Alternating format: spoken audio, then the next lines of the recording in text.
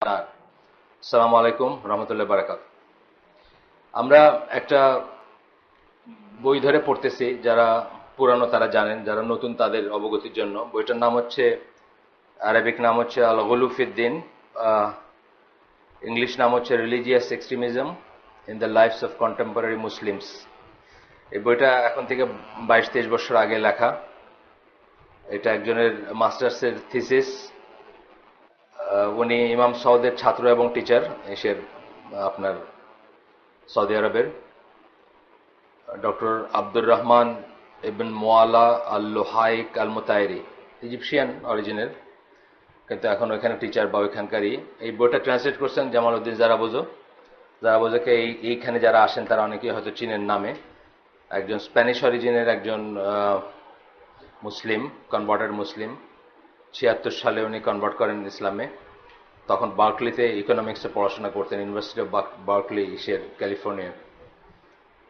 এখনকার নন আরব ওয়ার্ল্ডে আমার হিসাবে সবচেয়ে, মানে নন আরবদের ভিতরে সবচেয়ে প্রমিনেন্ট স্কলার আমি তাকে মনে করি। আমি হয়তো সবাইকে চিনি না বা জানি না।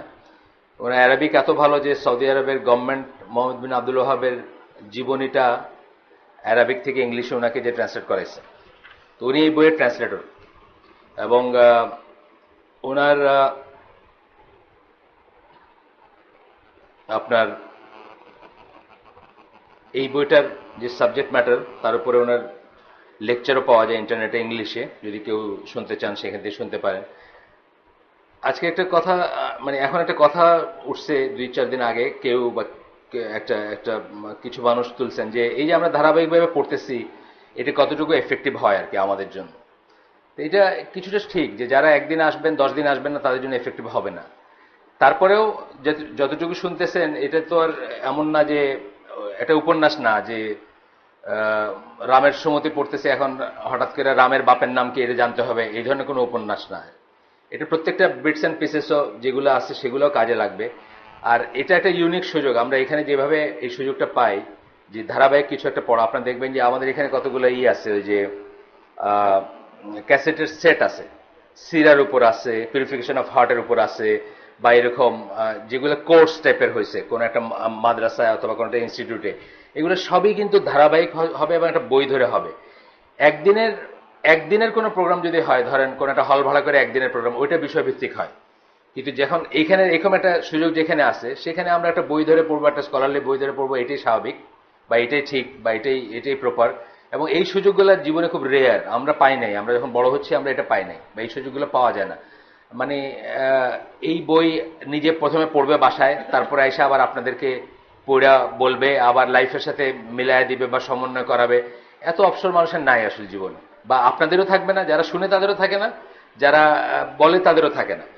আর একদিনের এই যেগুলো হয়, আচ্ছা ঠিক আছে, একদিন আমরা এই জিনিসের উপর, কি নাম, স্ত্রী ও বাবা মার অধিকারের সমন্বয় কিভাবে করব, এই সাবজেক্টের উপর করলাম। কিন্তু আপনি দেখবেন যে ওই যত লেকচার অথবা যেগুলা যেগুলো আমাদের কাছে আসে, যেমন সূরা ফাতিহার এই যে কত কত ঘন্টা, 27 ঘন্টার, যেটাই উনি এটা 26 পয়েন্ট কত ঘন্টা জানি বাইর করছেন। এই যে লেকচারটা, এটা একটা ধারাবাহিক লেকচার, এবার এটা একটা ইউনিক জিনিস। এইগুলার মানে যে সুযোগ সবসময় হয় না, আমাদের নেওয়া উচিত। সেই হিসাবে আমরা এই বইটা ইনশাল্লাহ শেষ করার চেষ্টা করব। এখন আমরা 418 পৃষ্ঠায় আছি, অনেকটুকুই গেছে। কিন্তু প্রত্যেকটা আগেরটা না জানলেও, এখন যেটা পড়বো সেটা জানলেও, সেটার ভিতরে আপনার জন্য বোঝার, জানার এবং মনে রাখার জিনিস আছে। গতদিন আমরা যেখানে শেষ করছিলাম সেখান থেকে শুরু করব। ব্যাপারটা ছিল যে চরমপন্থার নিয়ে আমাদের কথাবার্তা হচ্ছিল। তো গতদিনের চরমপন্থা ছিল যে নিজের উপরে, সরি, মানুষের উপরে হার্শ হওয়া, শক্ত করে দেওয়া, ইসলামটাকে মানুষের উপরে শক্ত করে দেওয়া, কঠিন করে দেওয়া, এবং মানুষের জন্য অসম্ভব করে দেওয়া অথবা মানুষকে তাড়ায় দেওয়া, এই ধরনের জিনিসগুলো পড়তেছিলাম। তো এটা সাহাবীদের যুগেও ছিল, আল্লাহ রাসূল সাল্লাল্লাহু আলাইহি ওয়াসাল্লাম সেটাকে না করছেন, বা সেটাকে আমরা একটা শুনছি, একটা দেখলাম যে একজন লোক সূরা বাকারা দিয়ে নামাজ শুরু করতে, সে নামাজ ভেঙে দিচ্ছে। নামাজ মুআদ বিন জাবল শুরু করছিলেন, সে নামাজ ভেঙে দিয়েছে। নামাজ ভেঙে দেওয়ার পরে অন্য মানুষটা জিজ্ঞেস করছে, তুমি কি মুনাফিক হয়ে গেছো নাকি, তুমি যে নামাজই করলা? বলে, না, আমি অনেক বড় সূরা দিয়ে কেন শুরু করলাম, আমি কালকে রাসূল সাল্লাল্লাহু আলাইহি ওয়াসাল্লামের কাছে যাব। তারপর রাসূল সাল্লাল্লাহু আলাইহি ওয়াসাল্লামের কাছে গিয়ে উনি বলছেন যে আমি দিনের বেলা সারাদিন খাটি, মাঠে ঘাটে উট চড়াই, এটা করি ওটা করি, মানে তারপরে যখন রাত্রে খুব টায়ার্ড থাকি, ওই অবস্থায় যদি কেউ সূরা বাকারা দিয়ে শুরু করে, মানে সূরা বাকারাটা এশার নামাজে পড়া হবে, এটা আমাদের জন্য খুব শক্ত হয়ে যায়। আল্লাহ রাসূল সাল্লাল্লাহু আলাইহি ওয়াসাল্লাম তখন ওই সাহাবীকে ডেকে, মুআদ বিন জাবালকে ডেকে তাকে অ্যাডমনিশ করছেন, বলছেন যে না, তুমি ছোট ছোট সূরা বলে দিয়েছেন, এই সূরা দিয়ে নামাজ পড়বা, মানুষ টায়ার্ড থাকে, মানুষের ভাগায় দিও না, মানুষ যেন বিরক্ত না হয়। এইরকম গল্প ছিল। যাই হোক, ওইগুলো তো শেষ করছি আমরা। লাস্ট এটা ছিল যে কিছু কিছু মানুষ, মানে ধরেন কবিরা গুনাহ বা গুনাহ, গুনার অনেক গ্রেড আছে। শিরকও একটা গুনার কাজ, কুফর একটা গুনার কাজ, চুরি একটা গুনার কাজ, মিথ্যা কথা বলা একটা গুনার কাজ, সুদ খাওয়া একটা গুনার কাজ। এই প্রত্যেকটা কিন্তু গ্রেড আছে। এক একটা গ্রেডের জন্য এক একটা স্ট্যাটাস হয় মানুষের। এখন যদি আমি সবকিছুরই এক করে ফেলি, তাহলে মানুষের উপর কঠিন করে দিব। কথায় কথায় যদি মানুষের তুমি তো গেছো, তুমি শেষ, তোমার আর কোনো ভরসা নাই, আশা নাই, তুমি কাফের হয়ে গেছো, তাইলে কি হবে? জিনিসগুলো খুব শক্ত হয়ে যাবে মানুষের জন্য। এটাই হচ্ছে ঈদের সাথে আমাদের মানে অনেকের, এটা কেন আমরা পড়তেছি, এটা অ্যাকচুয়ালি আপনাকে আহলে সুন্নাত জামার আকীদা, যেটা আহলে সুন্নাত জামা কারা, যারা রাসূল সাল্লাল্লাহু আলাইহি ওয়াসাল্লাম এবং সাহাবীদের মেথোডলজির উপর আছেন, তারা মনে করেন একটা কবিরা গুনাহ, যত বড় কবিরা গুনাহ, কবিরা গুনাহ গ্রেড আছে, যত বড় কবিরা গুনাহ হোক, যতক্ষণ এটা শিরকের নিচে, ততক্ষণ তাকে আমরা মুসলিমই বলবো, তাকে অমুসলিম জ্ঞান করব না। এবং যদি মুসলিম বলি, তাহলে তাকে চিরজাহান্নামী মনে করব না, তাকে কাফের মনে করব না। সে তথাপি মুসলিম, সে চিরজাহান্নামী না, সে আমাদের ভাই, তার জানাজার রাইট আছে, ইত্যাদি ইত্যাদি। তার পানিশমেন্ট হইতে পারে, চুরি করছে হাত কাটা যেতে পারে, জিনা করছে তার পাথর বর্ষণে তার মৃত্যু হইতে পারে, তথাপি সে মুসলিম। আর অন্যান্য সেক্ট আছে বা অন্যান্য ইয়ে আছে, যেমন খাওয়ারিজ যারা, খারেজি যারা, তারা মনে করে কি একটা কবিরা গুনাহ করলে একজন মানুষ কাফের হয়ে গেল এবং সে চিরকাল জাহান্নামে জ্বলবে যদি সে তওবা না করে মারা যায়। তো এইটার এই কথাটাই ঘুরে ফিরে আসবে, আবার আসছে আর কি। এখানে শেষ এইটা ছিল গতদিনের, যে মাহির বাকরি বইলা একজনের একটা লেখা, আমরা পড়ছিলাম এটা, তারপর এটি শেষ, এক লাইন আছে, এই চ্যাপ্টার শেষ, আমরা নতুন চ্যাপ্টারে ঢুকবো। তো উনি হচ্ছিলেন তাকফির ওয়া হিজরার একজন মুখপাত্র। তাকফির ওয়া হিজরা হচ্ছে ইজিপ্টের ধরেন 60s এর শেষের দিকে বা 60s এর সময়কার সবচেয়ে চরমপন্থী দলের একটা, যেটাকে জামাতুল মুসলিমিনও বলতেন তারা। এবং ওনাদের মানে তাকফির ওয়া হিজরা যারা, তারা এক্সটিংক্ট হয়ে গেছেন এখন, কিন্তু তাদের রেমিনেন্টস, মানে তাদের যারা অবশিষ্টাংশ সারা দুনিয়াতে এখন যেখানে যত চরমপন্থা আছে সেগুলার ইসে আসেন আর কি, তারা মানে তাদের ফিলোসফি বা তাদের ধ্যান ধারণাগুলাই প্রচলিত আর কি। তো উনি বলছেন, the word disobedient sinner is one of the names for the disbeliever and it is completely equivalent to disbeliever. তাইলে ফিস্ক যেটা বা ফাসিক যেটা, ফাসিক আর কাফের উনি একই বলতেছেন, এবং বলতেছেন যে কবিরা গুনাহ করা মানে সে জাহান্নামী হয়ে যাবে। যেহেতু তাদের এইটা বিশ্বাস, তারা খারেজি ট্রেন্ডেড মানুষ বা খারেজি বিশ্বাস করতেন। Declaring people disbelievers due to sins they commit is a type of equating acts of different legal values. এই যে একটু আগে আমরা বললাম যে পাপের বা লিগ্যাল ভ্যালুজের ডিফারেন্ট ডিফারেন্ট স্টেজ আছে। আপনি সবকটাই কবিরা গুনাহ, কিন্তু এগুলোর ভিন্ন ভিন্ন আছে, ধরেন ভিন্ন বা হারাম যেগুলো, সেগুলো ভিন্ন ভিন্ন ক্যাটাগরি আছে। আপনার সব এক করে ঢালাও করে দিয়ে সবকটা যে করলো সেই কাফের করে দিলেন, এই জিনিসটা অবিচার, এবং এটা মানুষের জন্য কঠিন হয়ে যায় দিনটা, এবং মানুষের জন্য জুলুম হয়ে যায়, মানুষ এটা নিতে পারে না। এবং দেখা যায় অনেক সময় মানুষ সত্যি সত্যি দিন ছেড়ে দেয়, সত্যি সত্যি দিন ছেড়ে দেয়। যেমন ওয়েস্টার্ন ওয়ার্ল্ডের আমরা কনভার্টদের গল্প পড়ি, যে কনভার্টরা অনেক সময় প্রথম যখন কনভার্টেড হয়, তখন হয়তো এমন কারো খপ্পরে পড়ে যারা এই ধরনের ফিলোসফি প্রোপাগেট করেন, এবং তারপরে দেখা যায় তার জন্য এত শক্ত হয়ে যায় যে সে এটা ধরে রাখতে পারে না। একসময় দেখা যায় সে আবার ইসলাম ছেড়ে তার আগের ধর্মে বা আগের লাইফে চলে গেছে, বা এথিস্ট হয়ে গেছে আবার। As they have made disobedience of any kind equivalent to kufr, যে কোনো ধরনের ডিসওবিডিয়েন্স, মানে পাপ মানেই তো ডিসওবিডিয়েন্স। পাপ কথাটা মানে কি? ডিসওবিডিয়েন্স না, যত ছোটই হোক সেটা। ধরেন আমি একটা বিলবোর্ডের দিকে তাকাইলাম, এটা একটা পাপ, এটা একটা ডিসওবিডিয়েন্স। আসলে তো আল্লাহ বলছেন চোখ নামায় রাখতে, আমার চোখ চলে গেল, এই ডিসওবিডিয়েন্স। আর আল্লাহ বা তার রসুল বলছেন আল্লাহ ছাড়া কারো ইবাদত না করতে, এই ডিসওবিডিয়েন্স কি এক নাকি? এক না। একটা হচ্ছে আপনাকে ইসলাম থেকে বের করে দিবে, একটা হচ্ছে শিরক, একটা হচ্ছে কুফর, আরটা হচ্ছে একটা গুনাহ বা কবিরা গুনাহ বা সগীরা গুনাহ। তো এটাকে যদি আপনি এক করে দেন, তখন মানুষের জন্য জিনিসটা খুব শক্ত হয়ে যায়, অসম্ভব হয়ে যায় মানুষের জন্য দিন পালন করা। গেল আমাদের এই চ্যাপ্টার শেষ। 4 নম্বর চ্যাপ্টার আমরা শুরু করতেছি। এটার হেডলাইন বা ক্যাপশন হচ্ছে practical and behaviour related spheres of extremism. Practical মানে দৈনন্দিন জীবনে, বিহেভিয়ার রিলেটেড মানে আপনার আচার আচরণের সাথে সম্পৃক্ত স্পেয়ার্স অফ এক্সট্রিমিজম, যে সমস্ত ব্যাপারগুলো এক্সট্রিমিজমের হয় সেগুলার আসতেছে আমরা এখন। এখানে আসতেছে যে ইন্ডিভিজুয়াল বিহেভিয়ার এক্সট্রিমিজম, প্রথম আসতেছে নিজের উপরে স্ট্রিক্ট হওয়া। অনেক মানুষ নিজের জন্যই শক্ত করে নেয় দিনটাকে। যেমন ধরেন, মানে যদিও আলোচনায় আসবে অন্য, যেমন ধরেন আপনি পারফেকশনিস্ট একটা কথা আছে, আমরা বলি পারফেকশনিস্ট, এটা কিন্তু এক ধরনের রোগ কিন্তু। কারণ পারফেকশনিস্ট মানে কি সবকিছু সে পারফেক্ট চায়। মানুষ কোনোদিন পারফেক্ট হতে পারবে না, এটা হচ্ছে ফার্স্ট অ্যাকনোলেজমেন্ট। আল্লাহ তাআলা মানুষকে এভাবে বানানে নেই যে সে পারফেক্ট। যাকে বানাইছেন, যাদেরকে মোস্ট পারফেক্ট করে বানাইছেন, তাদের জীবনেও ফ্ল আছে। যেমন ধরেন আল্লাহ রাসূল সাল্লাল্লাহু আলাইহি ওয়াসাল্লাম কি সৃষ্টির ভিতর সবচেয়ে পারফেক্ট মানুষদের একজন। উনি ভুলে গেছেন না? উনি ভুলে গেছেন না জীবনে? 2 রাকাত নামাজ পড়ে বাড়ি চলে যেতেছেন, 4 রাকাতের নামাজ 2 রাকাত পড়ে বাড়ি চলে যেতেছেন। ভুলে গেছেন না? এটা মানবিক, এটাকে মেনে নিতে হবে যে এটা হবে তার লাইফ। বা আরো আছে, সেগুলো আমরা সমালোচনার জন্য বলতেছি না, কিন্তু আমরা বলতেছি যে দ্য ওয়ার্ড পারফেক্ট বলতে আমরা যেটা বুঝি, মানে কোনো ফ্ল থাকবে না। এইভাবে আল্লাহ কাউকে বানানি নেই, এইভাবে কোনো মানুষকে বানানি নেই। সুতরাং এই পারফেকশনিস্ট হওয়া থেকে কিন্তু মানুষ অনেক সময় নিজের উপরে শক্ত করে দেয় জিনিসটা। জাস্ট ফর এক্সাম্পল অজু। কত মানুষ আপনি দেখবেন যে অজু করতেছে আর ভাঙতেছে, মানে একটা অজু করতে তার আধা ঘন্টা সময় লাগতেছে, শেষ করে এই পর্যন্ত গেছে, গিয়ে চিন্তা হলো মুখটা কি পুরা ভিজছে, আবার মুখ থেকে শুরু করলাম।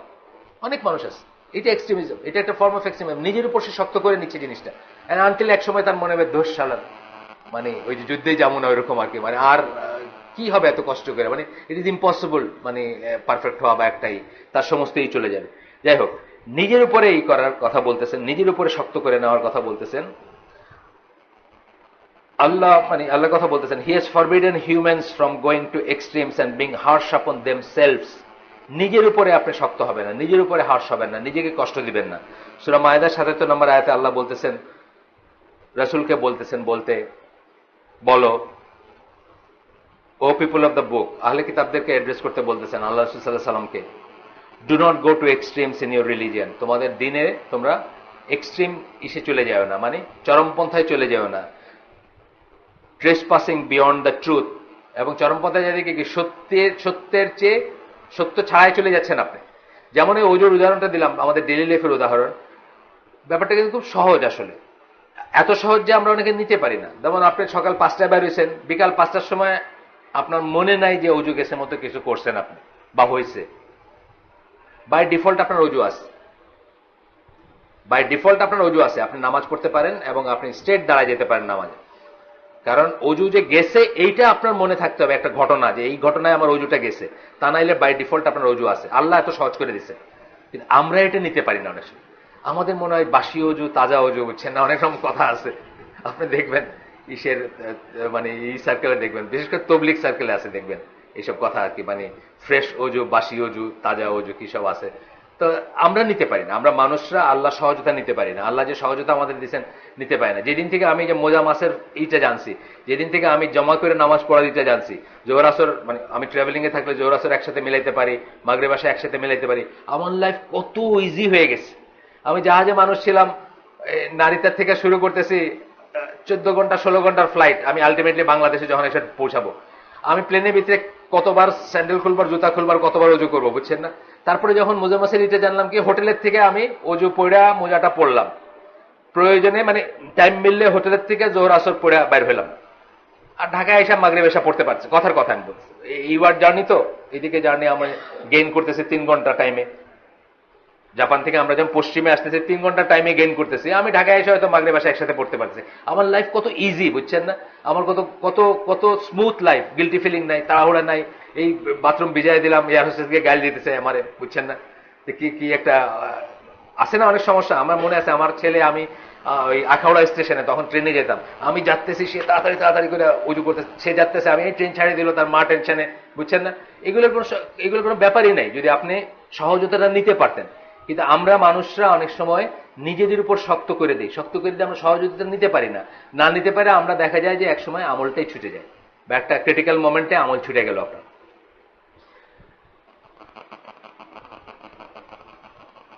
nor follow the vain desires of people who went wrong in times gone by। মানে আগের দিনের মানুষের ভেন ডিজায়ার, মানে তাদের কাছে যেটা মনে হয়েছে সেটা, তাদের কাছে মনে হয়েছে বিয়া না করলে বোধহয় খুব আমলদার হওয়া গেল। ধরেন এই যে খ্রিস্টানদের কথা মেইনলি এখানে বলা হচ্ছে, এক্সট্রিমিজমে পিপল অফ দ্য বুক বলে খ্রিস্টানদের কথা বলা হয়েছে। তারা যে তাদের যে সেলিবেসি, তাদের যে মোনাস্টিসিজম, তাদের যে ঋষি হওয়া, তাদের যে ওই ফাদার আছে না, ক্যাথলিকরা যেমন যারা ইসে যায় প্রিস্ট হয়, তারা বিয়ে করে না, তারা সমস্ত জুহুদ আর কি, সমস্ত দুনিয়ার সমস্ত প্লেজার ত্যাগ করে। তো এগুলোর কোনো দলিল নাই। এগুলো নিয়ে তোমরা কি করছো? নিজেদের উপর সহজ করেছে। এখন দেখা যাচ্ছে কি চার্চে এখন ওইগুলো তো আছেই, চাইল্ড মোলেস্টেশন থেকে শুরু করে হোমোসেক্সুয়ালিটি থেকে শুরু করে সবকিছু আছে। বিকজ আফটার অল মানুষ তো তারা মানুষ, আল্লাহ তাআলা জেনেই তাদেরকে এই নেচার দিয়ে দিয়েছেন এবং এটা একটা লিমিট আছে, কদ্দুর করতে পারবেন আর কদ্দুর করতে পারবেন না, শেষ। who misled many and strayed themselves from the even way, যারা অনেককে পথভ্রষ্ট করছে এবং নিজেরাও সেখান থেকে সহজ পথ থেকে বা সরল পথ থেকে সরে গেছে। অনেককে পথভ্রষ্ট করতে মানে তাদের অনেক ফলোয়ার আছে। আমাদের এখানে সুফিদের যেমন ফলোয়ার আছে, আমাদের এখানে পীরদের যেমন ফলোয়ার আছে, আমাদের এখানে আরো জিকির আলাদের যেমন ফলোয়ার আছে, 1 লক্ষ বার, এত লক্ষ বার লাইট বন্ধ করে জিকির, কত রকম জিকির আছে না বাংলাদেশে। তো এই তারা নিজেরাও সেটাতে সরে গেছে, অন্যদেরকেও তারা সরায় নিছে। আল্লাহ রাসূল সাল্লাল্লাহু আলাইহি ওয়াসাল্লামের হাদিস, একজন সাহাবী তাকে বলছেন, there are some types of food that I feel uneasy about, কিছু কিছু খাবার আছে যেটার ব্যাপারে আমি অস্বস্তি বোধ করি। একজন সাহাবী বলতেছেন। আল্লাহ রাসূল সাল্লাল্লাহু আলাইহি ওয়াসাল্লাম তাকে রিপ্লাই দিলেন,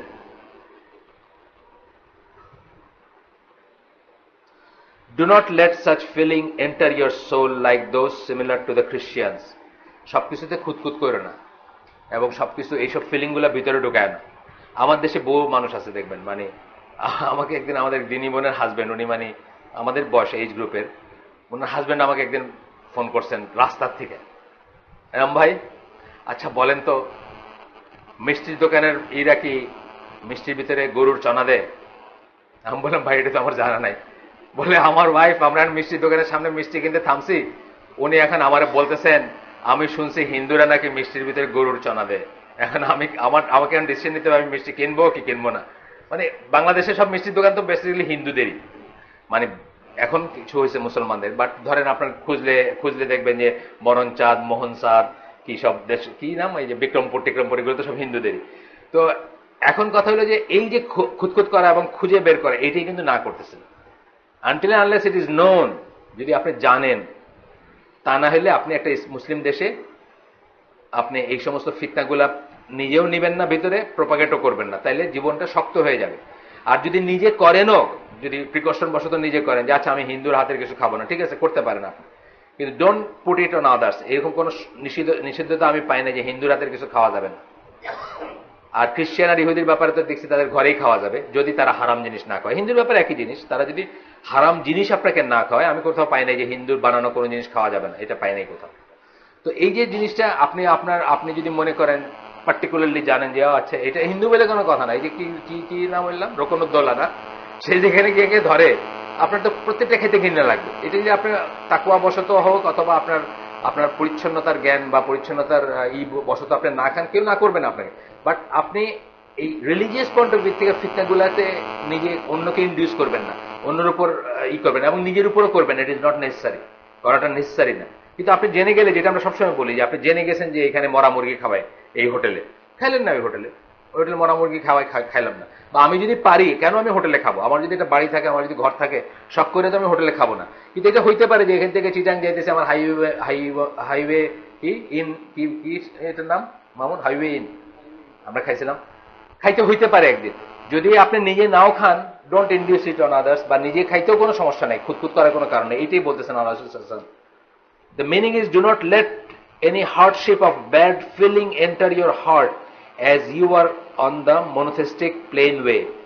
If you doubt and make things hard on yourself in that fashion, you will be similar in that manner to the monks.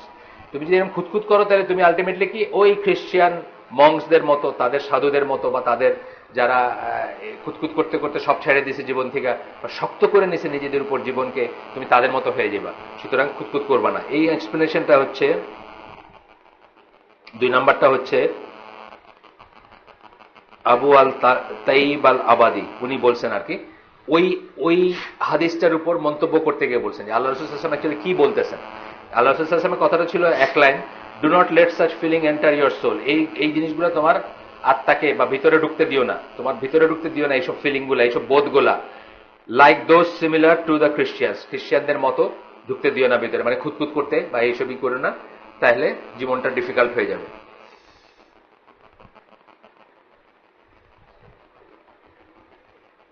এরপরে বলতেছেন, আনাস বিন মালিকের বর্ণনা একটা হাদিস আসতেছে, আল্লাহ রাসূল সাল্লাল্লাহু আলাইহি ওয়াসাল্লাম বলতেছেন, do not be very strict on your self, নিজের উপরে শক্ত হয়েও না, কঠোর হয়েও না, বেশি বেশি স্ট্রিক্ট হয়েও না। For then Allah will be strict upon you. কঠিন কথা কিন্তু, আল্লাহ তাহলে তোমার চুলচেরা বিচার নিবেন। এটা কিন্তু আমরা অনেক সময় রিয়েলাইজ করি না যে এইটা করা মানে ওইটা হবে, এটা মনে করি আমারটা তো আমি করলাম, কিন্তু না, এটা একটা রেজাল্ট আছে। যেমন নিজের দোষ ঢাকলেন না আপনি, আল্লাহ আপনার দোষ ঢাকবেন না, জানেন তো। এটা নিজে একটা খারাপ কাজ করছেনই ধরেন, সেটা বলে বেড়ানোটা আরেকটা খারাপ কাজ।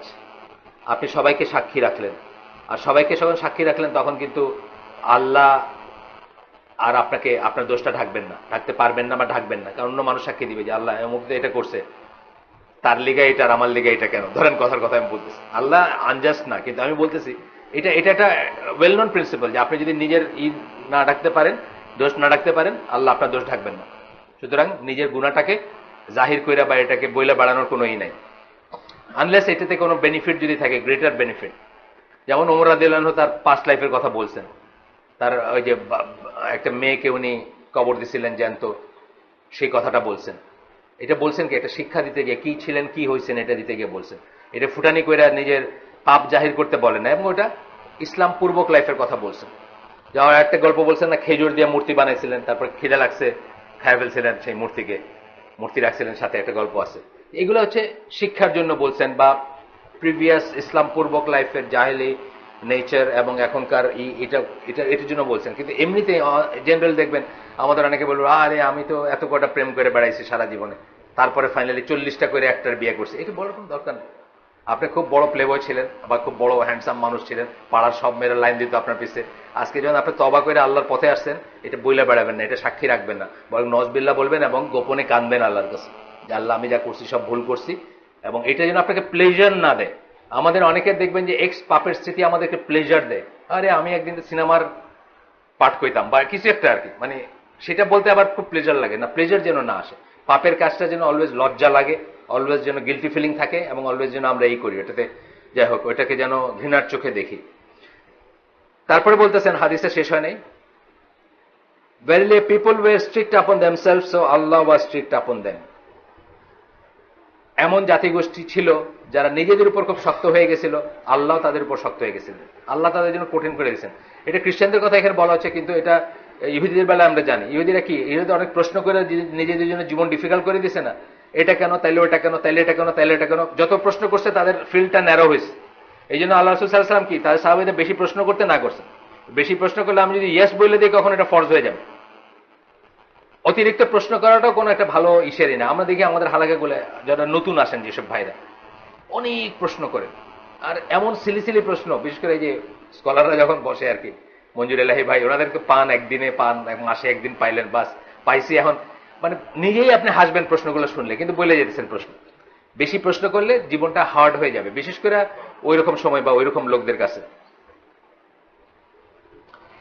ইট ইজ দ্য রিমেনেন্টস, তার মানে এটা না যে ফরজ ওয়াজিব জানবেন না, আমি সেটা বলতেছি না, কিন্তু একবার আমি বলতেছি যে নিটিগ্রিটি যেসব, মানে যেই কারণে যেটা নিয়ে কোরআনে ইহুদিদের তিরস্কার করা হয়েছে, যে ওই গরুর কি রকমের গরু হবে যেটা স্যাক্রিফাইস করবে, রং কি হবে, ইয়াং হবে না ওল্ড হবে না, ছেলে হবে না মেয়ে হবে, এই করতে করতে তারা কি করলো, তাদের চয়েসটা ন্যারো করে দিল। প্রথমে ছিল যে কোনো একটা দিলেই হয়তো স্যাক্রিফাইস, কিন্তু আস্তে আস্তে কম্পার্টমেন্টালাইজ করে কি করলো, চয়েসটা ন্যারো করে দিল। এই কথা আমি বলতেছি। It is the remnants of those people in the hermitage and monasteries, মানে ওইসব মানুষ যারা নিজের উপর সবকিছুকে শক্ত করে ফেলছিল, তাদেরই মানে যারা বাকি আছে অবশিষ্ট অংশ তুমি দেখতে পাবা কোথায়, এই মনাস্ট্রিজ বা যেগুলা ওদের আশ্রমগুলা, খ্রিস্টানদের বা মানে ক্যাথলিকদের যে সমস্ত গির্জা বা আশ্রমে থাকে, যারা বিয়ে করতেছে না বা যারা সাধু সন্ন্যাসী হয়ে জীবন কাটাই দিতেছে। এবং বাংলাদেশেও এটা একটা ট্রেন্ড আছে যে এই ধরনের মানুষকে সুপিরিয়র হিউম্যান বিং অথবা এই ধরনের মানুষকে আপনার ইনসান কামিল বা আমাদের চেয়ে স্পেশাল মনে করা হয়। নজবিল্লাহ। এটা আমরা বুঝবো যে আমাদের একটা কি প্রিন্সিপাল কি জানি, আমরা এখানে আলাপ করছি, শরিয়াত থেকে কারো কোনো এক্সামশন নাই। শরিয়ত যেটাকে আমরা বলি, শরিয়ত বলতে কি আসবে, যত কিছু হালাল, যত কিছু হারাম, যত কিছু অব্লিগেটরি, যত কিছু নিষিদ্ধ, সবকিছু তাকে মানতে হবে। এখান থেকে কারো কোনো এক্সামশন নাই। যদি কেউ কাউকে নিজেকে এক্সাম করে তাহলে বুঝতে হবে যে সে ইসলামের উপর নাই। আমরা পড়ছি না ঈমান বিনষ্টকারী বিষয়ের একটা, ঈমান বিনষ্টকারী 12টা পয়েন্ট আমরা যে বইতে পড়ি এখানে, তার ভিতরে একটা হচ্ছে এটা মনে করা যে কারো জন্য শরিয়া অ্যাপ্লিকেবল না। নিজে তো বলা অবশ্যই না, অন্য কারো বেলায় অ্যাপ্লিকেবল না। যেমন এই কি মারা গেছে কয়দিন আগে এখানে হাটাপীর, যে তার বেলায় শরীয়ত অ্যাপ্লিকেবল না, এই কথা যদি আপনি মনে করেন আপনি ইসলাম থেকে বাইরে যাবেন। বহু মানুষ মনে করে এই কথা, মনে করে না যে হাটা বাবা আত্মা সে তো ইনসান কামিল বা সে হলো খাস উদ্দা খাস স্পেশাল, তার নামাজ নাই, তার গোসল নাই, তার অজু নাই, তার চুল কাটা নাই, তারই নেই। হ্যাঁ, যারা এটা মনে করবে তারা ইসলাম থেকে বাইরে চলে যাবে। আমরা সিম্পল কথা, মানে সবচেয়ে কঠোরটা বললাম, মানে সবচেয়ে খারাপ পসিবিলিটিটা বললাম। তাই এরকম আমরা কারো বেলা মনে করবো না, এবং এই ধরনের মানুষকে সুপিরিয়র মনে করবো না কখনো। কিন্তু আছে, আমাদের দেশে এই টেন্ডেন্সিটা আছে। এই ধরনের মানুষকে আমরা অনেক সময় সাধারণ মানুষের চেয়ে সুপিরিয়র মনে করি। মোটেই মনে করবো না আমরা, যে শরীয়তের বাইরে তার সুপিরিয়রিটি কোনো প্রশ্নই ওঠে না। এরপরে আসতেছে, এটা ইবনে তাইমিয়ার একটা passage, being harsh is sometimes in treating an act of worship which is neither obligatory nor recommended as being obligatory or recommended. একটা ইবাদতের কাজকে যেটা হার্শ হওয়া বলতে কি বলছেন, এই যে যেখান থেকে আমরা শুরু করলাম যে নিজের উপর হার্শ হয় না, নিজের উপর কঠোর হয় না, নিজেকে কষ্ট দিও না, এই কথাটার কথা বলতে গিয়ে ইবনে তাইমিয়া বলতেছে যে এই কথার মানে হচ্ছে যে একটা ইবাদতের কাজ যেটা অব্লিগেটরি বা রিকমেন্ডেড ছিল না, অব্লিগেটরিও ছিল না, রিকমেন্ডেডও ছিল না, এমন একটা বাইর করে এটা অব্লিগেটরি এবং রিকমেন্ডেড করে নিলাম নিজের উপরে। It can also be in treating something of the good things which is neither forbidden nor disliked as being forbidden or disliked. অথবা এটা এরকম হইতে পারে যে ভালো জিনিসের কোন একটা জিনিস যেটা ফরবিডেনও না, ডিসলাইকডও না, মাকরুও না, হারামও না, কিন্তু সেটা আপনার জন্য আপনি মাকরু বা হারাম করে নিলেন। যেমন ধরেন ফর এক্সাম্পল, আমরা এসির কথা বলতেছি। এসিটা বাংলাদেশের জন্য অবশ্যই লাক্সারি, অবশ্যই অপচয়। কিন্তু আপনার ঘরে এসি আছে, ধরেন একটা জায়গায় আপনি গেছেন, সেখানে আগের থেকে এসি আছে বা এসির ব্যবস্থা আছে, এবং সেই জন্য সেই বাসের কথাই ধরেন, সেই বাসটার সবকিছু বন্ধ, নিশ্ছিদ্র, মানে কোনো হাওয়া ঢোকারই নেই। এখন আপনি বুজুর্গ ওইটা বললেন না, আমার এসির দরকার নেই, 50 জন নিয়ে আপনি এখন সৌদি আরবে যাচ্ছেন, ধরেন মক্কা থেকে মিনায়, এসির দরকার নেই, আমি গরমেই কষ্ট করতে করতে যাব না। এই জিনিস আপনার উপরে শক্ত করে নিতে বলেন নাই আল্লাহ, because it is there already. আমার দেশে হয়তো এটা লাক্সারি, সৌদি আরবে হয়তো এটা লাক্সারি না, ওখানে তো প্রয়োজন, অথবা ওইখানে যেভাবে বাসটা বানাইছে সেখানে তো প্রয়োজন, বা যেভাবে জিনিসগুলো আছে তো প্রয়োজন, যে কোনো জিনিস। এটা আমি উদাহরণ দিলাম একটা, যে এসিটাকে কিন্তু পার্সোনালি আমি বা আমাদের এখানে অনেকেই আমরা লাক্সারি হিসেবে ট্রিট করি এই দেশের জন্য। কারণ এই দেশে এখনো 100% ঘরে ফ্যান নাই, 100% ফ্যান বাদ দেন, ইলেকট্রিসিটি নাই, ইলেকট্রিসিটি বাদ দেন, ঘরই নাই। কালকে আমি শান্তিনগরে বলতেছিলাম, ওই কালকে শান্তিনগরের ইটা ছিল আপনার জাকাত নিয়েছিল, জাকাত নিয়ে একটা ইসের শেষ অংশ ছিল। তখন উনি বলতেছেন যে আমাদের কত মানুষ না খেয়ে অথবা দারিদ্র্য সীমার নিচে মুসলমান, আর লাক্সারিতে আমাদের কত পয়সা যাচ্ছে। এই কথা প্রসঙ্গে আমি বলতেছিলাম যে আপনারা যদি বসুন্ধরা সিটিতে যান, বসুন্ধরা সিটি একটা বিশাল কমপ্লেক্স। আমি জানি না, আমি স্ট্যাটিস্টিক্স বলতে পারবো না, যদি এখানে সিভিল ইঞ্জিনিয়ার, ইলেকট্রিক্যাল ইঞ্জিনিয়ার থাকেন তারা বলতে পারবেন, মানে কত টাকার এসি বিল পার ডে ওদের, আমি এটা বলতে পারবো না এসিটা মেনটেন করতে, কারণ একটা সেন্ট্রাল এসি তারা ইউজ করে, ওইটার পরিষ্কার করে যারা, ওই যে মানে আদার ব্যাপারের জাহাজের খবর নেওয়া হচ্ছে আমার জন্য আর কি, ওইটা যারা ওয়াইপ করে, মপ করে, কত শত মানুষ আছে আল্লাহ জানে, ওটা গার্ড কয়শো আছে আল্লাহ জানে। কিন্তু আপনি যদি একটা নোটবুক নিয়ে ঢুকেন ওইখানে, যে আমি ইসলামী পয়েন্ট অফ ভিউ থেকে বা মুসলিম পয়েন্ট অফ ভিউ থেকে অত্যাবশ্যকীয় কয়টা জিনিস এখানে আছে যেগুলোর না হইলে নয়, পসিবলি আপনি দেখবেন যে ওইখানে ট্রেডিং হচ্ছে যে সমস্ত জিনিসের 99.9% জিনিস হচ্ছে অত্যাবশ্যকীয় না বা অনাবশ্যক জিনিস, এটি ছাড়া আপনার জীবন খুব সুন্দর চলে যাবে। তাহলে এই কর্মকাণ্ডটা আসলে কি একটা জিরো সাম গেম, কিন্তু এটা হচ্ছে মুসলমানদের জন্য সব দিক দিয়ে ওয়েস্টেজ। ওইখানে আপনি ঘুরলেন, হারাম জিনিস দেখলেন, পয়সা খরচ করলেন, টাইম স্পেন্ড করলেন, জিনিস কিনলেন, বেশি দাম দিয়ে কিনলেন, সবকিছু কিন্তু ইউজলেস জিনিস, ইউজলেস ইউজলেস এন্ড ইউজলেস। এই কথাটাই যারা বোধ বলতেছেন ওই জাকাতের ওইটাতে, যে কত কত পয়সা আমরা লাক্সারিতে দিচ্ছি। আর নেক্সট সেন্টেন্সে বলতেছেন, মানে 4টা সেন্টেন্সে চিন্তা করতে বলছেন আর কি। নেক্সট সেন্টেন্সে বলতেছেন যে কত মানুষ দারিদ্র সীমার নিচে আছে আমাদের। আমি তখন ওই মসজিদে, শান্তিনগর মসজিদে বসে বললাম যে আমার কথাটা আপনারা একদিন ভেরিফাই করে দেখেন যে 9টার পরে মৌচাক মার্কেটের পাশে যায়, মৌচাক থেকে বাইরে হয়ে যে বাইরের যে ফুটপাথটা আছে ওখানে দেখবেন রান্না চড়ানো হয়েছে, ফ্যামিলির ডিনার আর কি। ওইখানে রান্না হচ্ছে, অজু হচ্ছে, গোসল হচ্ছে, মানে মশারি খাটানো হচ্ছে, মশারি মানে একটা পলিথিনারি বিছনা হচ্ছে, ওইটা হচ্ছে তাদের আজকের সংসারের আজকে রাতের সংসার। ওইখানে কত মানুষের ওইটা হইতেছে। ওইটা যখন একটা দেশে হচ্ছে, সেখানে যদি আমি বলি যে এক আলেম বলতেছেন একখানে এক জুমার খুতবায়, উনি এক খুতবায় পয়সা চাইছিলেন আগে, এসির জন্য চান্দা চাইছিলেন, আর আরেক খুতবায় বলতেছেন না তেমন একটা পয়সা ওঠে নাই, আমি কিন্তু আর এইভাবে খুতবা দিতে পারবো না, আমি গরমে সব ভুলে যাই। ওনার বাড়ি বাংলাদেশের দক্ষিণাঞ্চলের কোথাও আর কি, ওই যে আপনার বরিশাল জোনের কোথাও। মাশাআল্লাহ, কি করে আমরা এই কথা বলতে পারি যে আমরা এসি না হলে জুমার খুতবা ভুলে যেতেছি, যেখানে 90% ঘরে গ্রামাঞ্চলে হয়তো একটা ফ্যানও নাই, ইলেকট্রিসিটি নাই, আবার তার শেষ পর্যন্ত বললাম ঘরও নাই। আপনি ঢাকা শহরে ঘুরে দেখেন, মাঝে মাঝে একটু যায়েন রাস্তাঘাটে, ফজরের নামাজের পরে যায়েন। এই যে আমি যেখানে হাঁটি, এই বিকারুন্নেসা 8 নম্বর রোডে বিকারুন্নেসা স্কুলের উল্টা দেখবেন একটা আছে, আসানুল্লাহ তাঁত ঘরের একটা শোরুম আছে, আর এই 8 নম্বর রোড ধানমন্ডি জিনজিয়ানের পরে, রেস্টুরেন্টের পরে এখানে দেখবেন সংসার। এখানে কয়েকটা সংসার আছে গত 4-5 বছর ধরে আমি দেখতেছি, ওই পলিথিনের একটা দেয়া, ছেলে মেয়ে, হয়তো বা দাদাও আছে, নাতিও আছে, আই এম নট শিওর, মানে অনেক বয়সের, সবাই উঠা সকালে দাঁত মাজতেছে, চা খাইতেছে, মানে একটু পরে দোকান খোলার আগে তাদেরকে পাত্তারে গুটায় চলে যেতে হবে। এই জায়গায় যদি আমি বলি খতিব হইয়া, ইসলামের রিপ্রেজেন্টেটিভ হইয়া, যে আমি এসি না হইলে খুতবা ভুলে যেতেছি, আপনারা কি মনে করেন এটা ঠিক? এটা ঠিক না, এটা উচিত না, এটা আনজাস্ট, এটা ঠিক না। এই কথা বলতেছি না আমরা বলতেছি যে যেগুলো নর্মাল গুড, নর্মাল যেগুলো গুড, সেগুলো থেকে আমরা নিজেকে এই করবো না। অপচয়কারী শয়তানের ভাই, সেই হিসাবে আমি বসুন্ধরা ইসের যে হিসাবটা দিলাম সেটা পুরোটা অপচয় পড়বে।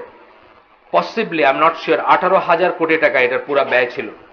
আমাকে ইসলামী ব্যাংকের একজন কর্মকর্তা বলতেছিলেন একদিন যে এই পয়সা দিয়ে কত কটা ইন্ডাস্ট্রি করা যেত দেশে, কত কটা ইন্ডাস্ট্রি করা যেত। আপনি একটু বাইরে থেকে চিন্তা করে দেখেন যে মুসলিম হিসাবে এটা আমাদের কোনো বেনিফিটের জিনিস না, কিন্তু সব দিক দিয়ে আমাদের পাপ এবং অপচয়ের জিনিস। এবং এই জিনিসটা কিনতে গিয়ে, এই স্ট্যান্ডার্ডটা মেনটেন করতে গিয়ে আমরা সেকেন্ডারি কারাপশনে যাচ্ছি, কেউ ঘুষ খাচ্ছি, কেউ সুদ খাচ্ছি। তারপরে এখানে ফুড কোর্টে যেসব ফাইসা হয়, এখানে সব কারা ঘুরে বেড়ে, আপনারা এটা জানেন, এটা হচ্ছে একটা ডেটিং জয়েন্ট এখন। মানে রাস্তায় ঘাটে অনেক গরম, বনে বাদালে অনেক সমস্যা, আচ্ছা এখানে ঢুকে পড়া একবার এয়ার কন্ডিশন প্রেম আর কি, বুঝছেন না? এটা হচ্ছে ইয়াং জেনারেশনের জন্য যায় এখানে। যাই হোক, আমাকে আসিফ মাহমুদ নিয়ে গেছে পয়লা, ওই বসে আছে, পয়লা নিয়ে গেছে তার বিয়ার শপিং করতে, মনে আছে? হ্যাঁ মনে আছে নাকি? হ্যাঁ, আপনার বিয়ার শপিং, আপনার বিয়ার জন্য পাঞ্জাবি কিনতে গেছিলাম।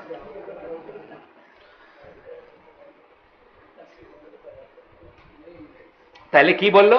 যে সমস্ত রিকমেন্ডেড না, যেমন ধরেন 1,00,000 বার এই সূরা পড়া, লাখের ঘরে পাবেন কিন্তু আপনি 1,00,000 বার এই দোয়া পড়া, এটা রিকমেন্ডেডও না, এটা অব্লিগেটরি না, কিন্তু আপনি কি বানায় নিয়েছেন? এটাকে রিকমেন্ডেড বা অব্লিগেটরি বানায় নিয়েছেন। তারপরে দেখলেন ঘরের ভিতরে সবাই মানে ওই মোটর দানা নিছে, মোটর দানা নিয়ে একজন বলছে আমি 25,000, অমুক 20,000, অমুক 30,000। কোথায় দলিল? হ্যাঁ, এরকম অনেক অনেক আমল আছে। হ্যাঁ, এই অনেক আমল আছে। এইটা কি আপনি নিজের উপরে হার্শ হইলেন, নিজের উপরে কষ্ট নিলেন, অহেতুক কষ্ট নিলেন, যেটার থেকে তো লাভ হচ্ছেই না। যেহেতু এটার দলিল নেই, আপনার গুনাহ হচ্ছে উল্টা, বিকজ ইট বিকামস এ বিদআত। এবং বলতেছেন যে ভালো একটা জিনিসকে, যেটা হারামও না মাকরুও না, সেটাকে আপনি নিজের জন্য হারাম করে নিলেন। যেমন অনেকে বলে আমি ভাই রেডমিট খাই না, কেন রেডমিট খাওয়া কি হারাম নাকি? তুমি খাও না, চুপ করে থাকো না, তোমার যদি প্রেশার থাকে, থাকে না, আমি রেডমিট অ্যাভয়েড করি। এগুলা একটা একটা আসছে না, দেখছেন না, একটা আসছে এটা নিয়ে, ইসলামী মানে বড় কোন স্কলারের একটা আসছে, আমি ভুলে গেছি, ইসলাম কিভাবে হোক বা এরকম হোক, মানে বিফ কে বলছে বিফ নিজের উপর হারাম করে নিতে, মানে কেউ বলতেছে আর কি যে বিফ খাইলে অনেক এটা হয় এটা হয় এটা হয়। ওই যে আসলে তো ব্যাপার ওটা না, আসল কথা হলো কাজ করলে কিছু হয় না, কাজ করলে কিছু হয় না। এই যে আমি বলি না যে উত্তরায় হাঁটতাম আমরা সকালবেলা ফজরের নামাজ পড়া, সব হ্যাপসরা হাঁটতেছে, বড় বড় পেটালারা, বড় বড় পেটালারা হাঁটতেছে। আর কর্মজীবী মানুষ যার, তার বিফে কোনো সমস্যা নাই, তার চিকেনের কোনো সমস্যা নেই, তার ইলিশ মাছের কোনো সমস্যা নেই, তার হাঁটারও দরকার নেই, কারণ সে হ্যাভ নোটস, তো তার কোনো এক্সট্রা কিছু জমা হয় না। আর এটা ধরুন একটা আসার বলছি না, যে তুমি যদি মোটা হও তাহলে বুঝে নাও যে তুমি অন্যেরটা খাইছো, নিজেরটা তো খাইছো, অন্যের পোর্শন থেকে খাইছো। তো অন্যের পোর্শন থেকে আমরা যারা খাইয়া থাকি হ্যাভস যারা, তাদেরই দেখবেন সকালে এরকম করে হাঁটতেছে। মানে আমরা যখন আসি, এই যে এই রাস্তা দিয়ে আসি, কি নাম, হ্যাঁ জিয়া উদ্যানের সামনে দিয়ে স্কুলে আসি রোজ সকালে, সকাল মানে 8টার দিকে, তখনও দেখবেন বড় লোকরা সব চালাইতেছে আর কি, মানে শেষ নাই কোনো। এটা কেন? অন্যেরটা খাইছেন, চুরি করে হোক, ঘুষ করে হোক, সুদ দিয়া হোক, মাইরা হোক, অন্যেরটা খায়া বুড়ি বানাইছেন, এখন তো আপনার এটা শেড অফ করতেই হবে। কিন্তু আসলে যদি মেহনত করতেন, এই রেড মিট হোয়াইট মিট কোনো সমস্যা না। আর মিট পাইতেনই কই আপনি, যদি আপনি ওইভাবে সত্যিকার সেন্সে যদি আপনি যদি হালাল উপার্জন করতেন, আপনি যদি কর্মজীবী হইতেন, আপনি যদি মেহনতি মানুষ হইতেন, প্রথমত এনার্জি বার্ন করার কোনো সমস্যাই আপনার থাকতো না। আর দ্বিতীয়ত হচ্ছে আপনি এত মিটচিট পাইতেনও না এরকম করে। এগুলো আসছে কই থেকে? এগুলো পিছনে চেইন রিয়েকশন আর কি, আপনি দেখবেন কই থেকে আসছে এইসব জিনিস। সারপ্রাইজিংলি অথর্ব মানুষগুলো কিন্তু খায় বেশি। যে মানুষগুলো বসে বসে দিন কাটায়, তারাই কিন্তু দেখবেন লাঞ্চ আনাইতেছে ওই ব্যাটন রোড থেকে, নাইলে আরেকটা জায়গা থেকে, বড় বড় জায়গা থেকে আর কি, লাঞ্চের বড় বড় জায়গা আছে না। আর কর্মজীবী মানুষগুলোকে রিক্সাটা এখানে বন রুটি আর এক কাপ চা খায়, বা আবার রিক্সা চালাইতে শুরু করে। যাদের খাওয়াটা কম দরকার ছিল তারাই কিন্তু বেশি খায়। আর যাদের ওই লোকটা, ওই যে রিক্সাওয়ালা লোকটা, সে যদি একদিন একটা বার্গার খাইও ফেলতো, তারটা সেকেন্ড মানে পরের পরের কয়েক মিনিটেই হজম হয়ে যেত, বিকজ সে আবার রিক্সাটা রান দিতেছে। সে কিন্তু বার্গার খায় না, বার্গার খাইতেছে যে রিভলভিং চেয়ারে ঘুরে। সে বলছে যে আজকের লাঞ্চটা এখান থেকে নিয়ে আসো, ভাই আসছেন না, ভাইয়ের জন্য একটা মানে স্পেশাল একটা লাঞ্চ আসলো আর কি, খাইলেন দুপুরে আর কি আপনি এই করে। যাই হোক, আপনার মাইন্ড করেন না, যারা বেশি খান আমার কোনো আপত্তি নেই, আপনার পয়সায় আপনি খান, আমি আপনাদের সমালোচনা করতেছি না, আমি জানিও না যে কে খাইতেছেন। কিন্তু আমি বলতেছি এগুলো আমাদের চিন্তার ব্যাপার আছে, এগুলো আমাদের রিফ্লেক্ট করার ব্যাপার আছে। যাই হোক, তারপরে বলতেছেন যে এই ধরনের হার্ডশিপ, কাঠিন্য, নিজের উপর শক্ত করা, এটা দুই টাইপের আছে। একটা বলতেছেন যে the customary acceptable type of hardship. একটা হার্ডশিপ হচ্ছে এটা অ্যাকসেপ্টেবল, এটা যদিও একটু শক্ত কিন্তু অ্যাকসেপ্টেবল। এখন ধরেন ফজরের নামাজে আমাদের যে লাইফস্টাইল হয়েছে, আমাদের ঢাকাবাসীর যে লাইফস্টাইল, আমি শিওর যে 9 out of 10 বলবেন যে ফজর নামাজ তো বড় কষ্ট হয় ভাই। কারণ যে আগে তো ফ্ল্যাগ ছিল, ফ্ল্যাগ উড়ায় মানুষে ঘুমাইতো। আমার এক বোনের জামাই বাংলাদেশ শিপিং কর্পোরেশন চাকরি করতো, তো উনি আমার বলতো, এরম ভাই আমি রোজ রাত্রে ফ্ল্যাগ উড়ায় ঘুমাই, মানে হলো টেলিভিশনে যখন ফ্ল্যাগটা দেখায় বিটিভির, ওইটা শেষ করে তারপরে ঘুমাই। আর তাইলে ফ্ল্যাগ উড়ানোর একটা সময় ছিল, কত 11টা, 11:30, 12টা। এখন তো ফ্ল্যাগ উড়ানোর কোনো সময় নেই, এখন কোনো ফ্ল্যাগই নাই। এখন 40 চ্যানেলের ABCDEFZ পর্যন্ত আপনি যদি খালি 1 মিনিট করে হপ করেন, তাইলে দেখবেন যে আপনার রাত 3টা বাজে গেছে। তো এখনকার ঢাকার মানুষের ধরেন 9 out of 10, যারা নামাজ পড়ে তাদের কথা বলতেছে, যারা পড়ে না তাদের কথা বাদ, তাদেরও 9 out of 10 বলবে ভাই বড় কষ্ট লাগে সকালে উঠতে, আল্লাহ যদি ফরজ না করতেন তাইলে হয়তো। এটা হচ্ছে এই হার্ডশিপ বলা না, এটা কাস্টমারি হার্ডশিপ। এটা আল্লাহ বুঝেই আপনার উপর দিচ্ছেন, এবাদতের অংশ হিসাবে দিচ্ছেন। সিয়ামটা যেরকম, ফজরের নামাজটা যেরকম, বা হজটা যেরকম, এই হার্ডশিপ অ্যাকসেপ্টেবল, এটা বুঝেই দিচ্ছেন। তারপরে এক্সাম্পশন আছে, যদি কারো এরকমই হয় যে উনি ফজর নামাজ পড়তে গিয়ে মরেই যাবেন রাস্তায়, তার জন্য এক্সাম্পশন আছে, আমরা জানি না এক্সাম্পশন আছে। ফর এক্সাম্পল ধরেন যার শত্রুর ভয় আছে, গ্রামের শত্রু আছে, তারে মাইরে ফেলবে গেলে, তার জন্য এক্সাম্পশন আছে ফজর নামাজ। বৃষ্টির কারণে এক্সাম্পশন আছে, ফজর নামাজ জামাতও আছে, মানে জামাতের কথা বলছে। যাই হোক, এখানে বলতেছেন the fact that such requirements are termed obligation and burdens is a sign that they do require some type of effort. এগুলাকেও কোথাও কোথাও হার্ডশিপ বা বার্ডেন হিসাবে বলা হয়। যেমন আল্লাহ রাসূল বলছেন না যে মুনাফিকের জন্য ফজরের নামাজ এবং ঈশার নামাজ খুব কষ্টকর, কঠিন। এটার মানে কি? একটা কাঠিন্য এটার ভিতরে আছে, কিন্তু এটা অ্যাকসেপ্টেবল কাঠিন্য। এটা কার উপর কে এটা নিতে পারবে না? মুনাফিকরা নিতে পারবে না। ঈমান যার আছে সে আল্লাহর জন্য, দিনের জন্য এটা নিতে পারবে, তার কাছে কঠিন লাগবে না। বাট জিনিসটা একটু হলেও কষ্টের, একটু হলেও মেহনতের, এটা এটা স্বীকার করা হচ্ছে, কিন্তু এটা কাস্টমারি, এটাকে আমরা ওই ওই পর্যায়ে ফেলবো না। না, জামাত, জামাতে যাওয়ার কথা, জামাতে কম। পার্সোনালি ধরেন আমার আমার আসরটা খুব কঠিন লাগে।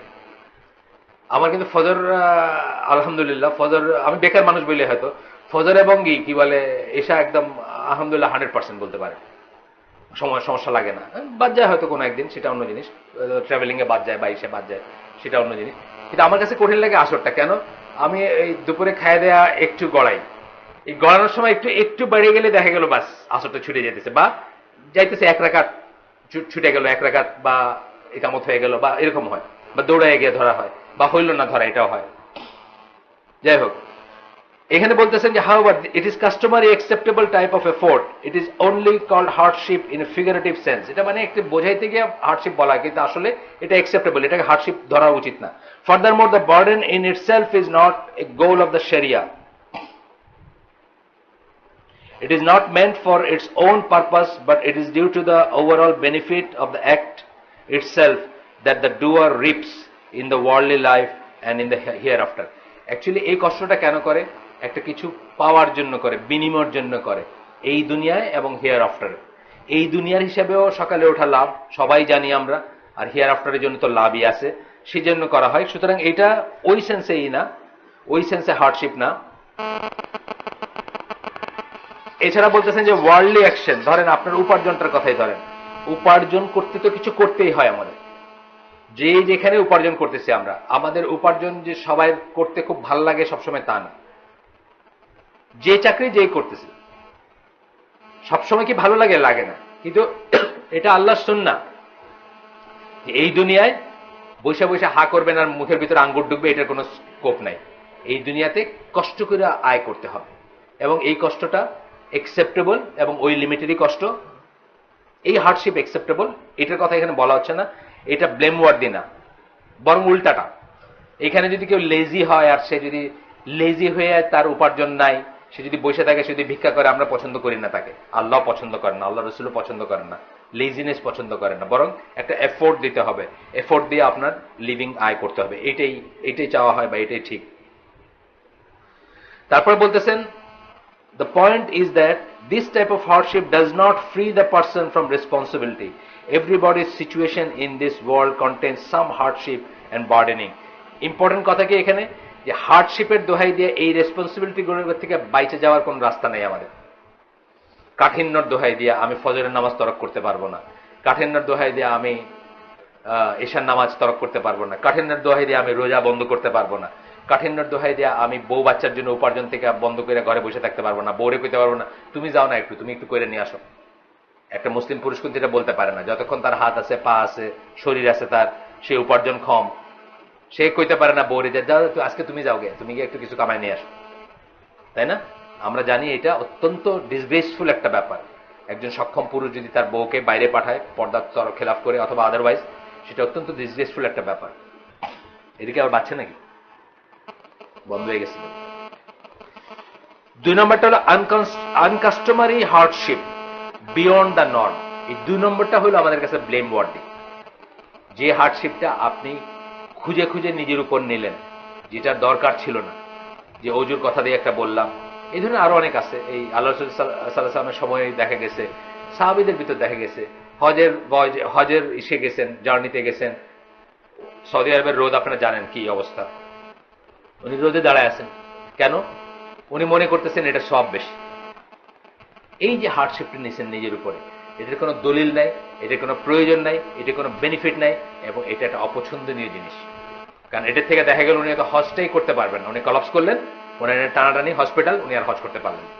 যেটা আমাদের দেশের অনেকে যায় উমরাই করে আর কি, আমার দেশে গিয়ে খালি উমরা মারে, উমরা মাইরা দেখে, উমরা মারা বলতে মারা কেন বলতেছি, মানে এটা কম্পিটিশন আর কি, কে কয়টা করলো এটা হিসাব হয়। অনেক সময় কাউন্টার রাখা যায় না, সকাল বিকাল সকাল বিকাল, কারণ ওই বেশি দূর না জায়গাটা যেখানে গিয়ে আসে আর কি, মসজিদ তানিম।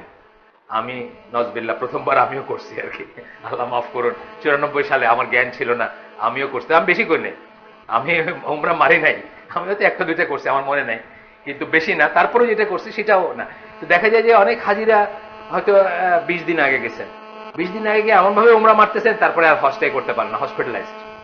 এই যে এটা একটা একটা একটা একটা কাজ যেটা রিকমেন্ডেডও ছিল না, অব্লিগেটরি ছিল না, আপনি ওটাকে হয় অব্লিগেটরি বা রিকমেন্ডেড করে নিলেন, আপনার উপরে শক্ত করে নিলেন, এবং দেখা গেল এটার জন্য আপনাকে আলটিমেটলি আপনি আপনার মেইন আমলটা যেটার জন্য গেছিলেন সেটাই, সেই উদ্দেশ্যটাই হয়ে গেল, ব্যর্থ হয়ে গেল।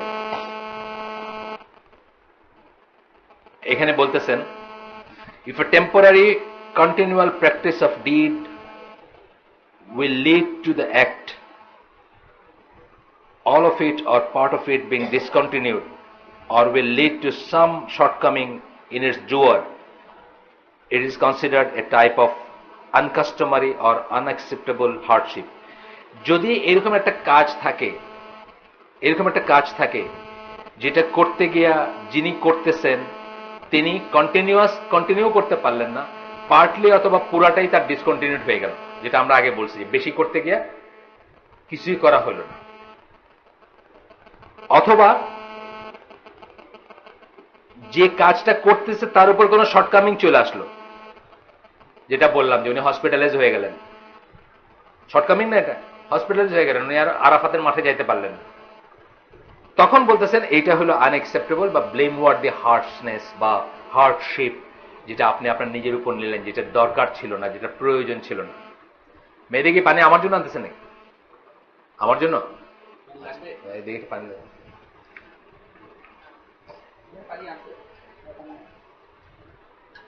এখানে জাযাকাল্লাহ।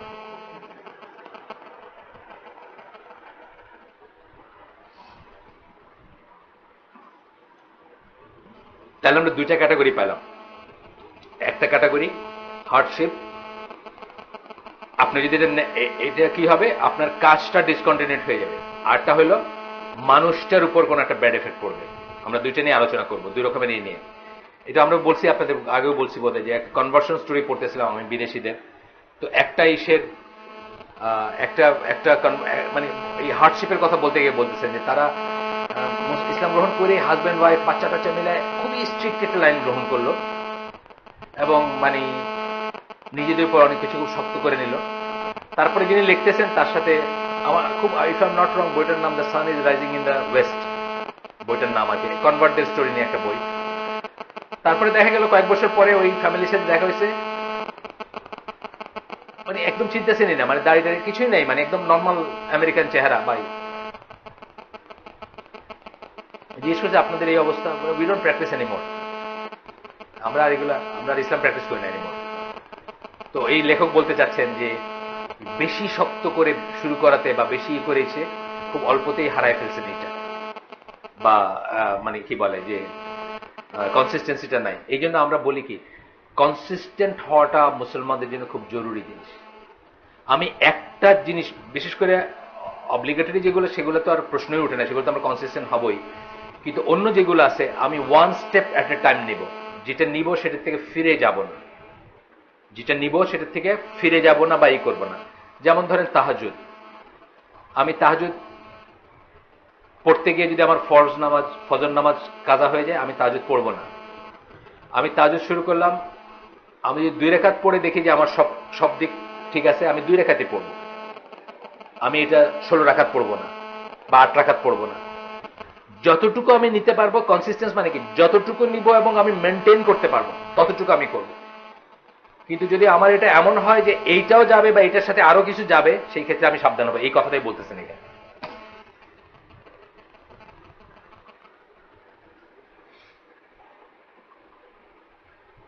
এইটার আবার এই ডিসকন্টিনিউড হয়, আমল যে ডিসকন্টিনিউড হয়ে যায়, আমল যে বিচ্ছিন্ন হয়ে যায়, আমল যে বন্ধ হয়ে যায়, রিকমেন্ডেড আমল, সুপার নিউমারি আমল, ভালো কাজ, তার ভিতরে আবার 2টা ক্যাটাগরি করছেন। একটা ক্যাটাগরিতে বলতেছেন যে বোর্ডম, বিরক্ত হওয়া আছে না, বোর্ডম বা কি বলবো, মানে শক্ত মনে হওয়া বা আর পারি না মনে হওয়া,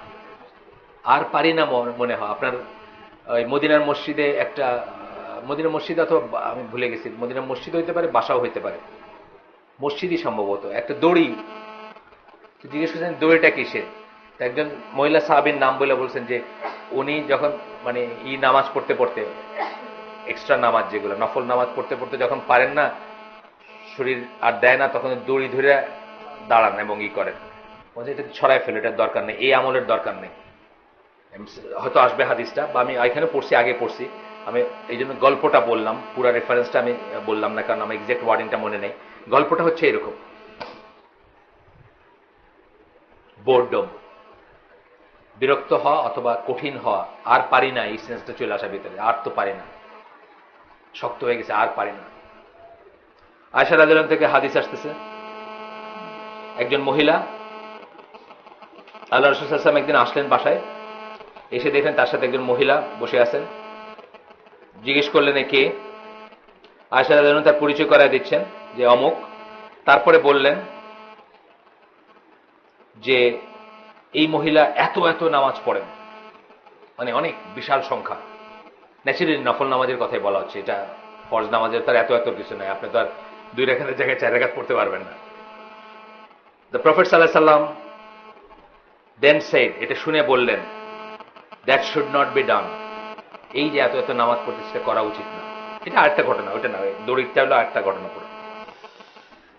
you should do that within your ability, এটা আপনার সামর্থ্যের ভিতরে রাখা উচিত, করা উচিত।